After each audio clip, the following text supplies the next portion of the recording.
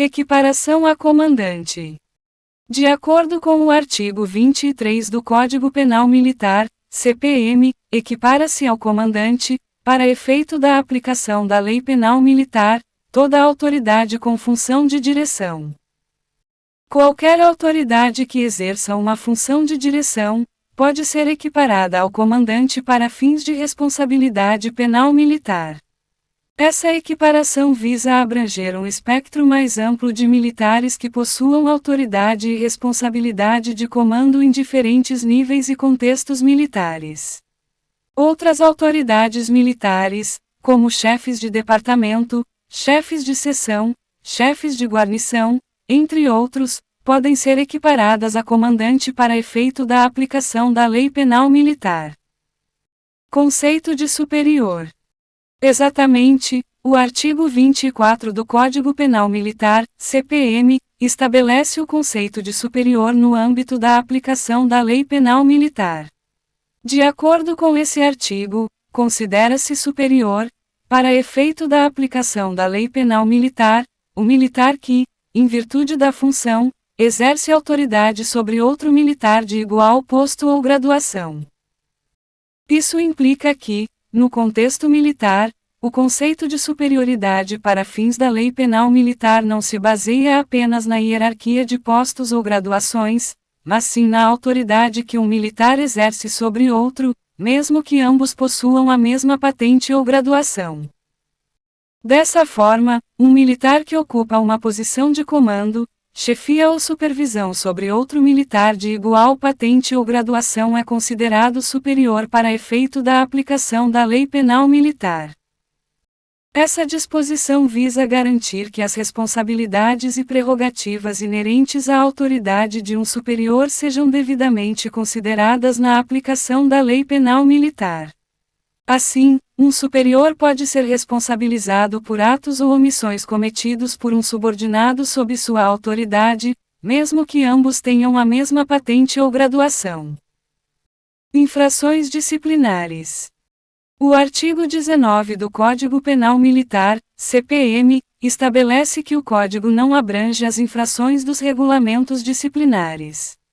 Como resultado, o Código Penal Militar trata especificamente das infrações penais cometidas por militares, enquanto as infrações disciplinares são regulamentadas por normas específicas de cada Força Armada, como os regulamentos disciplinares militares. As infrações disciplinares são aquelas que dizem respeito à conduta e disciplina interna das Forças Armadas, como violações de regras de conduta, descumprimento de ordens, faltas de disciplina, entre outros comportamentos que afetam a disciplina e o bom funcionamento das instituições militares. Crimes em tempo de guerra. O artigo 10 do Código Penal Militar, CPM, estabelece os crimes militares em tempo de guerra. Segundo esse artigo, que são considerados crimes militares em tempo de guerra aqueles que estão especialmente previstos no próprio Código Penal Militar para esse período específico de conflito armado. E também são considerados crimes militares em tempo de guerra aqueles crimes militares que estão previstos no Código Penal Militar para o tempo de paz. Como resultado, durante o tempo de guerra, os crimes militares previstos para o tempo de paz continuam sendo aplicáveis.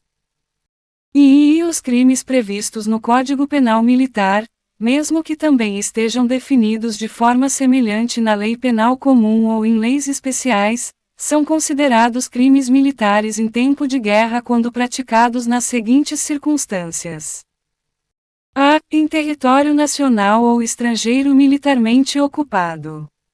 b. Em qualquer lugar, se comprometem ou podem comprometer a preparação, a eficiência ou as operações militares, ou de qualquer outra forma atentam contra a segurança externa do país ou podem expô-la a perigo. E v. Os crimes definidos na Lei Penal Comum ou em leis especiais, mesmo que não estejam previstos no Código Penal Militar, são considerados crimes militares em tempo de guerra quando praticados em zona de efetivas operações militares ou em território estrangeiro militarmente ocupado. Portanto, durante o tempo de guerra, além dos crimes especificamente previstos no Código Penal Militar para esse período, outros crimes militares previstos para o tempo de paz e até mesmo crimes previstos na Lei Penal Comum ou Especial podem ser considerados crimes militares, desde que se enquadrem nas circunstâncias mencionadas nos itens I e V do artigo 10. O artigo 15 do Código Penal Militar, CPM, estabelece o conceito de tempo de guerra para efeitos da aplicação da Lei Penal Militar. De acordo com esse artigo, o tempo de guerra começa com a declaração ou o reconhecimento do estado de guerra, ou com o decreto de mobilização se nele estiver compreendido aquele reconhecimento. Esse período se encerra quando é ordenada a cessação das hostilidades. Isso significa que, para fins da aplicação da Lei Penal Militar, o tempo de guerra é determinado pela ocorrência de eventos formais, como a declaração ou o reconhecimento oficial do estado de guerra. Também é considerado o decreto de mobilização, desde que nele esteja compreendido o reconhecimento do estado de guerra. Esse período de tempo de guerra é relevante para a aplicação das normas e penas estabelecidas pelo Código Penal Militar. Durante o tempo de guerra, as circunstâncias e exigências militares podem ser diferentes das existentes em tempo de paz, justificando medidas e ações específicas, inclusive no âmbito penal. É importante ressaltar que a determinação do início e do término do tempo de guerra é feita por meio de atos oficiais, como declarações governamentais ou de autoridades competentes. O artigo 20 do Código Penal Militar estabelece que, salvo disposição especial, aos crimes praticados em tempo de guerra são aplicadas as penas previstas para o tempo de paz, com um acréscimo de 1/3. Isso significa que, em geral, as penas estabelecidas pelo Código Penal Militar para os crimes cometidos em tempo de paz são utilizadas como base para a aplicação das penalidades durante o tempo de guerra. No entanto, essas penas são aumentadas em 1/3, o que reflete a maior gravidade e as circunstâncias excepcionais que podem existir durante esse período.